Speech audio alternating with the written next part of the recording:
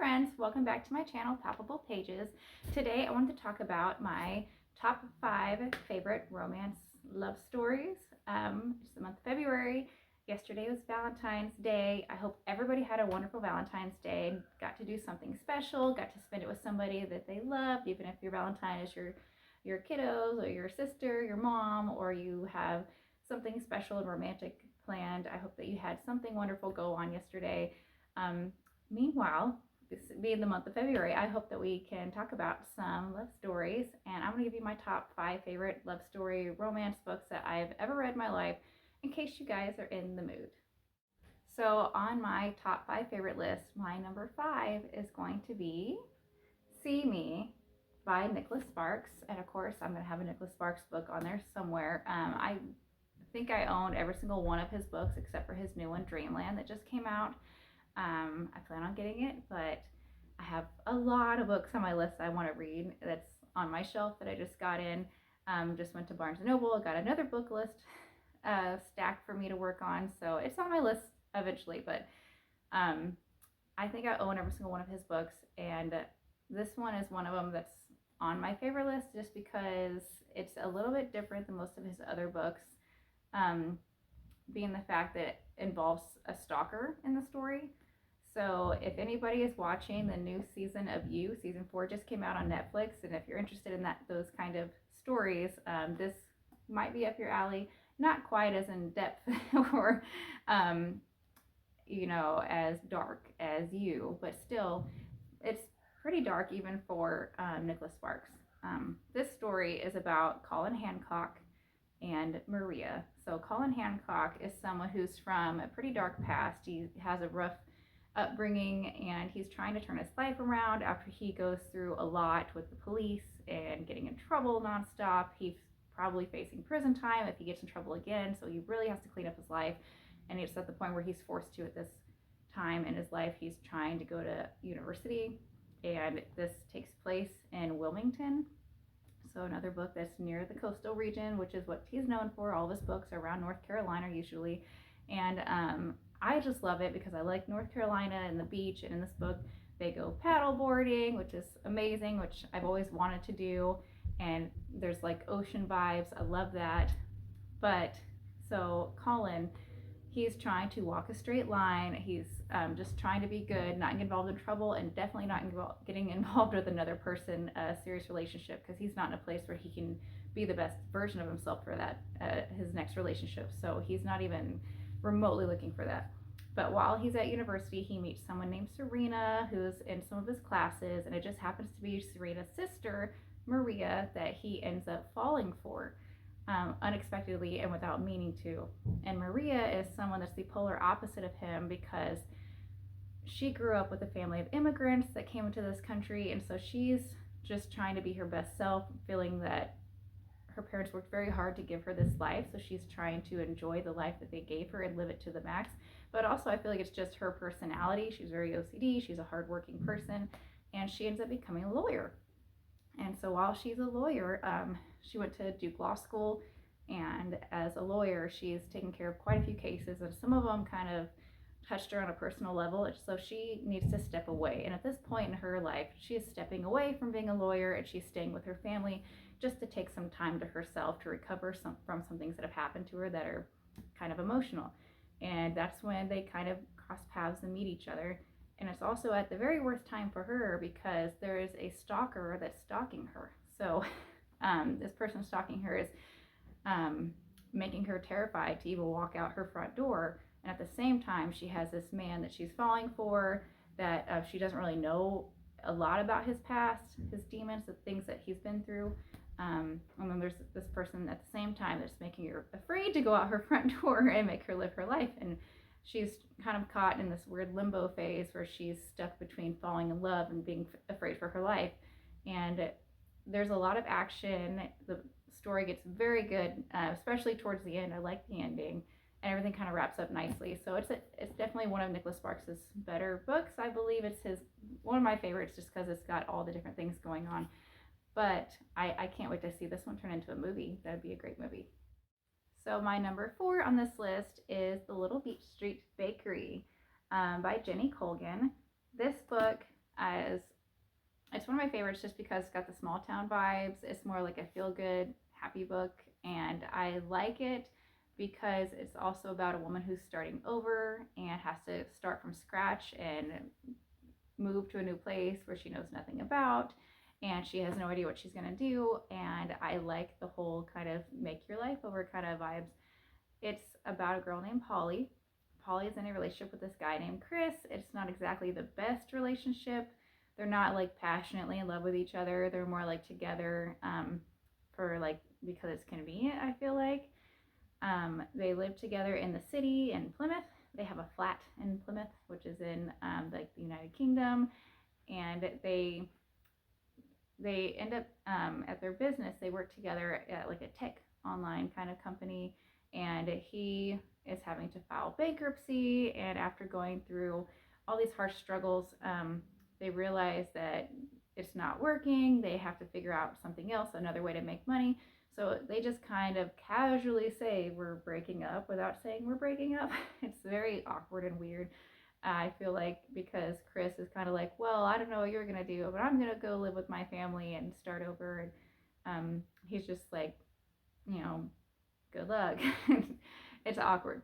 And she's just like, okay, well, I guess I have to figure out what to do now. And so she has no money, and she has no way of making money. She doesn't have a job, and she's going through like this worst phase of her life. And this person, she wasn't really madly in love with them, but still, like, it doesn't help that a person you've been with for all this time and invested time in doesn't really care that he's losing you. So she's having to start over in this new place, and she goes to Cornwall, which is a very small island in the middle of nowhere in the United Kingdom. And Cornwall, it's like this undiscovered town where they don't have electronics, or like everything is like so old school and old fashioned, and they have their own like customs in the town, and they have these things about it. They don't want like all this technology and outsiders coming in. They like their small town. They like everybody knows everybody, and it's quiet and quaint. It's by the beach, and they have all these ships in the harbor that go fishing, and that's like the bulk of the money for the town. And she ends up moving above a bakery. It's a old abandoned bakery that no one's even operating, and she's staying in the flat above it. And it's really scary her first night because she has no electricity, and it's like spooky at first because like it made me jump out of my skin at first. But through the book, her best friend Carinsa is there for her, even though she lives in the city. She's like, I don't know why you're here. This is not who we are, what we're used to. But she has to rebuild her life, and she has to kind of like figure out what she wants out of life. Like, I have nothing. I might as well start from scratch and figure out what I do actually want. And she doesn't really like think about what do I want to do. She just kind of starts doing her hobby, which is baking. And she's really good at baking. She just never does it because like Chris is always like on a diet. They're in the city. They like, people don't want to eat certain kinds of breads in the city. Like, they were too worried about being fit. And so in this town, she just starts making bread for the sailors. And slowly she starts to get to know herself again. And the only thing is, there is a love interest, and then there's a very big tragic thing that happens to the town. And there's a part in the book where I did cry a little bit. It just makes you a little bit emotional in the middle of the story because there's some things that happen. But then in this Beach Street Bakery series, once she kind of finds herself and figures out what it is in her life that she wants to do, then she kind of attracts the person that she should be with. And that the old woman, that old person, they always like resurface again. But there's always like all these different things going on in the book. And then she ends up getting a pet at some point, and I love the pet that she gets. And so I'm not really spoiling anything. I didn't tell you too much because it all tells you on the back of the book here that she is pours her emotions into kneading and pounding the dough, and each loaf becomes better than the last. She uses her magic with nuts and seeds and chocolate and sugar and local honey from the handsome beekeeper, packed with laughter and emotion. There's funny parts, there's emotional parts about her like getting to know herself again. She has a ruined relationship, moves to the Cornish coast in the middle of nowhere. She tries to keep her mind off of her troubles just by trying to pour herself into this hobby. She lives in above an abandoned shop in a small flat. awaits Waterford when she arrives at this Cornish coast. Um, anyways, so all those things are kind of given in the back of the book. It's a very good, interesting story, and I can't wait to see what the other books have to say about it because I like the small town vibes. There's so many different people that you kind of get invested into the characters and their stories, and some of the characters are sad, and some of them like you just love them, every little piece of them. You get to see all the characters grow throughout the book. So yes, invest time in this book if you like the small town baking vibes. Every time I read this book, I want to eat so many dinner rolls, and I'll just be snacking on a tortilla shell or just some kind of Hawaiian sweet roll, bread, something. I just want to eat all the bread. Try this book out. My number 3 on this book list is one that I actually just finished. I just finished this. This is the very last book I just read. But I love this book, and it's called Layla, and of course it's by Colleen Hoover. I love Colleen Hoover. I love all of her books. I think this is book number 7 of hers that I've read, and I love every single one of them. But I have to say, out of all 7 of them, this is one of my top favorites, Layla, because it's a little bit on the paranormal side. So I like that aspect. It's not just a love story, it's a love story. It's got trauma and grief. It's got paranormal entities. There's like spooky vibes going on. Read this book in the dark or read it by yourself when you're home alone in the middle of the night. I would have jumped in my skin. I didn't read it when I was alone or in the dark, but gosh, it says on the back, love can haunt or heal, and that it can. This book has so many twists and turns. Right when you think you have everything figured out, it gives you a big twist again and again and again.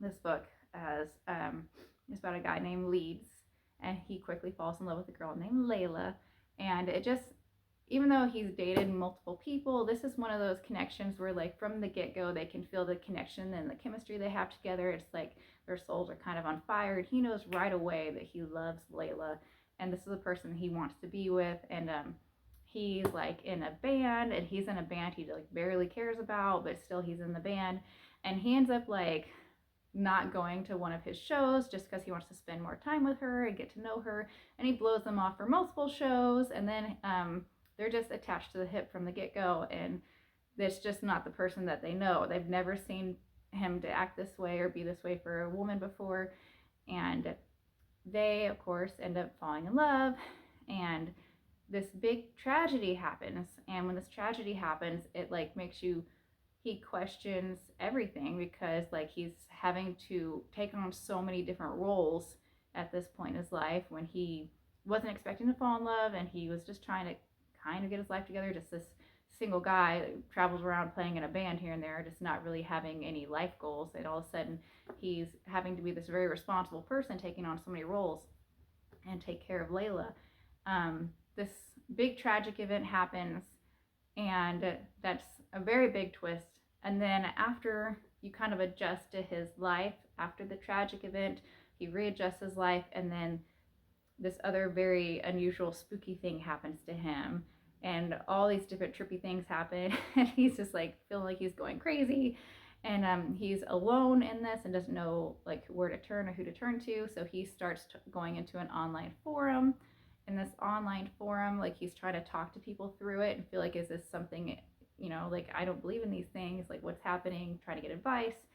And it says after this unexpected attack leaves Layla fighting for her life. After weeks in the hospital, she recovers physically, but the emotional and mental scarring has altered the woman Leeds fell in love with.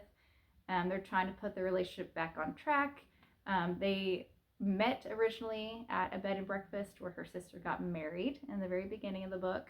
And so trying to get her back on track after this tragic event happens, he takes her back to that bed and breakfast to kind of rekindle their relationship.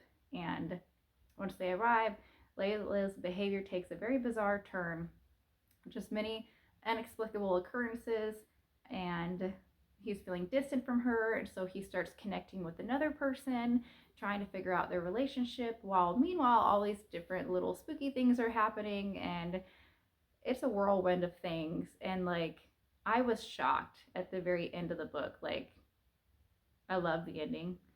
And then right when I thought I had everything figured out, I was like, yes, yes, yes. And then I feel like the rug was pulled out from under me again. And I'm like, oh, I guess I don't know anything. I have no idea what's going on right now. This is just like, I'm in shock. I'm like, had to take a pause. And even after I was done reading the book, like, I had a second book picked out to start reading right after because I had some time on my hands. And I was like, okay, I'm going to finish the little bit of this one I have left and then start a new one. I'm like, I couldn't start the new one. I was just sitting there like, I need a minute. I need a minute to soak this in and just process what I just read because this book was so good. This was literally one of my top favorite Colleen Hoover books I've ever read. I can't wait to make it through all the rest of her books. I just bought the new Heartbones book by her, and I can't wait till her new one Never Never comes out February 28th. I will be ordering that the minute it comes out. Yes. But out of all the ones I have read, and there's some good ones. There's Verity. There's Reminders of Him. Like there's some very amazing books that she has. But I like this one more than both, more than all. I love this book, Layla. If you like spooky vibes, if you like romance, if you like tragedy and trauma and recovery and having to, rekindle a relationship and then figure out spooky things, read this book. My number 2 on this book list, it's a series. It's a set of 2 books in the series. It's a very small series. It's At First Sight and True Believer. So this book, it starts off with True Believer. It says Jeremy Marsh is born a skeptic. He's a science journalist who specializes in debunking the supernatural. When he hears about ghostly apparitions in a cemetery in Boone Creek, North Carolina. And of course, like every other Nicholas Sparks book, it's set in North Carolina. And so all these spooky things happen. Once again, paranormal things happen in this small town, and it really is the thing that attracts so many people to come to this town, and it brings money into the town, it brings people into the town, in this tiny town in the middle of nowhere. And so the townspeople leave it alone. They don't want to, maybe some of them are terrified, they're scared, they don't want to know what's happening, but other people want it to be left alone because this is the thing that attracts the people to come to the town, and like they want to see what's going on, and everyone wants to get a little spooky feel, especially around Halloween. But they have a lot of things in the town, like little parties they throw, like parades they throw for the things going on, the paranormal things in the cemetery. Anyways, he leaves his beloved New York City for this small rural town, but his instincts tell him it's going to be a great story, and it is. He falls hopelessly in love with Lexi Darnell, who is sure of one thing: her future is here in Boone Creek. She is Boone Creek for life, small town for life. She is not a big city girl. She works in the library in this book. She works at the library, and she's obsessed with it because she has her family history is embedded in this town, and he has to make a difficult choice whether he returns to the life in New York that he knows or take a giant leap of faith, and also what he finds out about the paranormal things going on in this town through both the books. Because book 1, it just gives you like their initial love story and things that happen and the choice he has to make pretty much. And then I can't really tell you too much about book 2, but book 2 is by far my favorite. This one's better than the first one. But I love where the story goes. I love what happens between these 2 characters. I don't know why this is not more popular, why this book series is not more famous, because I was at a used bookstore, teeny tiny little used bookstore, hole in the wall somewhere, and I found these books. They're pretty old, the paperback pages are like yellowish, and I got them like on sale.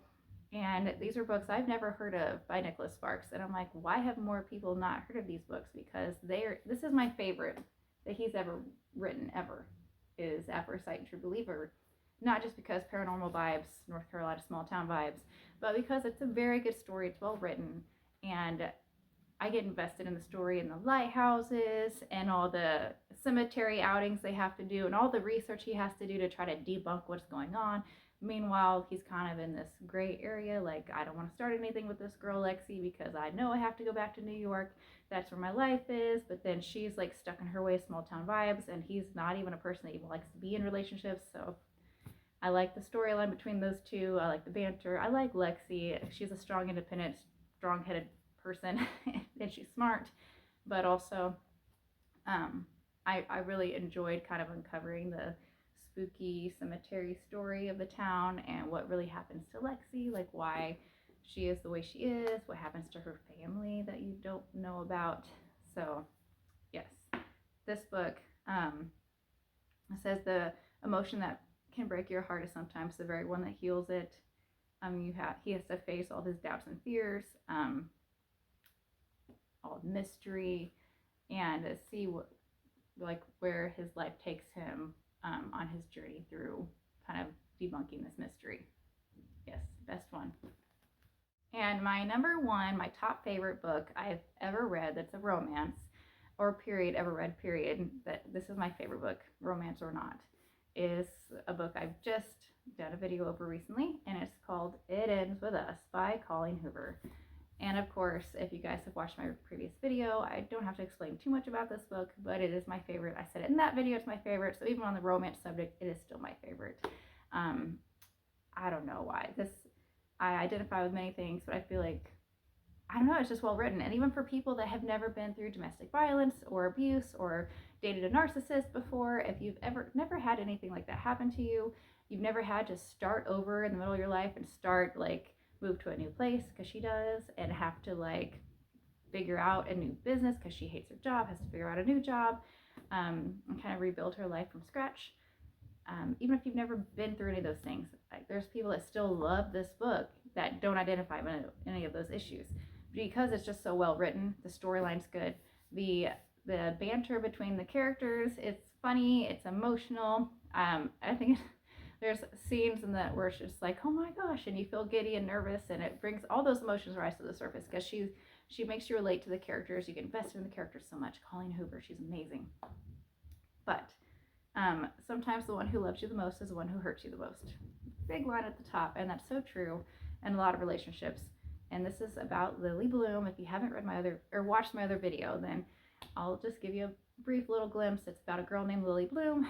Lily Bloom starts off with her at her father's funeral, and she hates her dad, and she does something terrible at the funeral, and her mom's not talking to her, and she ends up moving away from the town she's from and moves to Boston, and she doesn't know anybody there. She has no job, just kind of leaves behind everything and everyone she's ever known, and she ends up in Boston trying to figure out what does she want to do with her life, and start from scratch. And she starts a business. It tells you in the back of the book she starts a business after she graduates college, moves to Boston, starts a business on her own. And this business, I don't want to tell you what it is.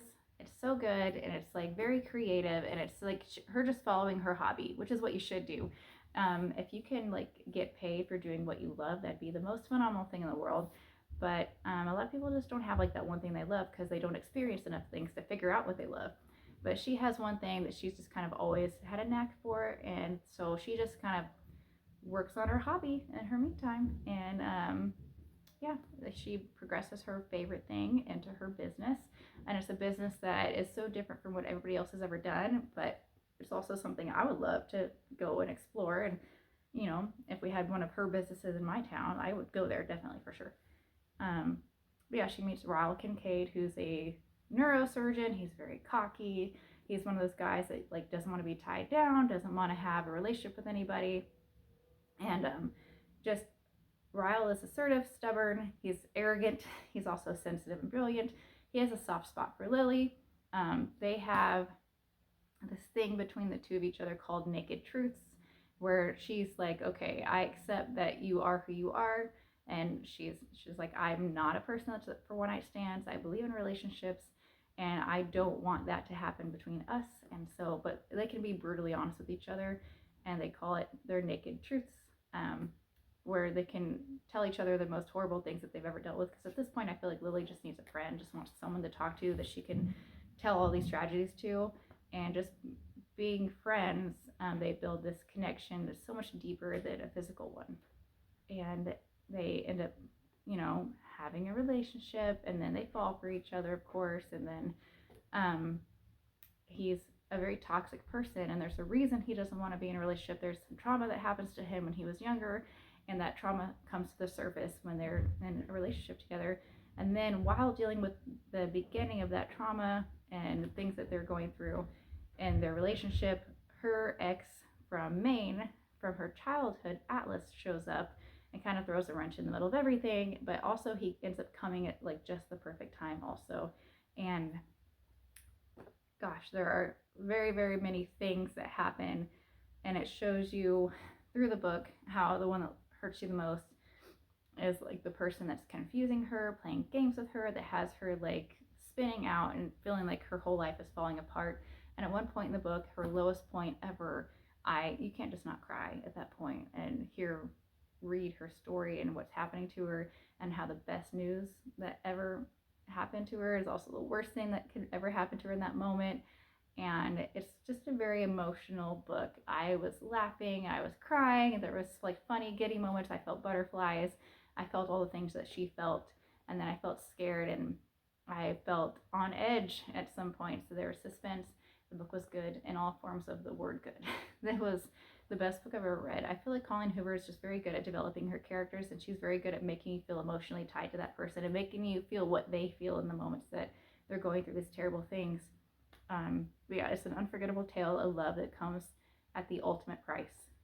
That's what it says. And it's brave, it's heartbreaking, it digs its claws into you and doesn't let go.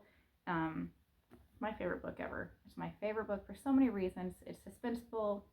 It's also talking about putting yourself first, even when it's hard, and even when a lot of people would not be able to walk away from something, and even whenever you can't walk away from something for many reasons.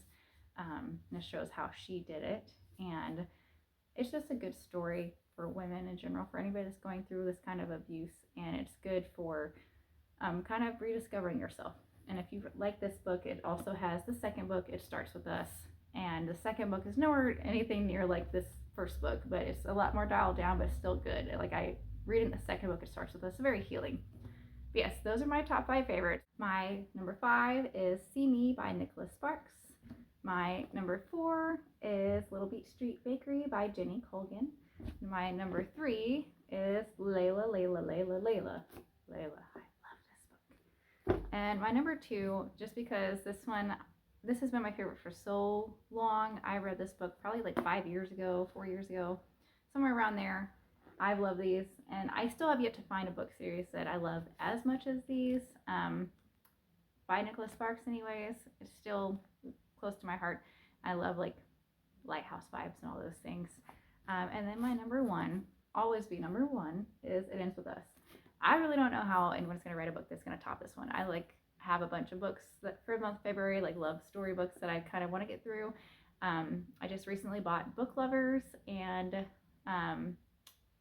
Love in Other Words, and a few other books, some by Taylor Jenkins Reid. I can't wait to read these, but I still have yet to think they will top how I feel about this book. This is my absolute favorite book I've ever read of all time. Okay, thank you guys for listening and seeing my top 5 favorites. I hope these give you some love stories to kind of delve into and spend time on during this month of love. So I hope you guys had a wonderful Valentine's Day and have a great rest of your day.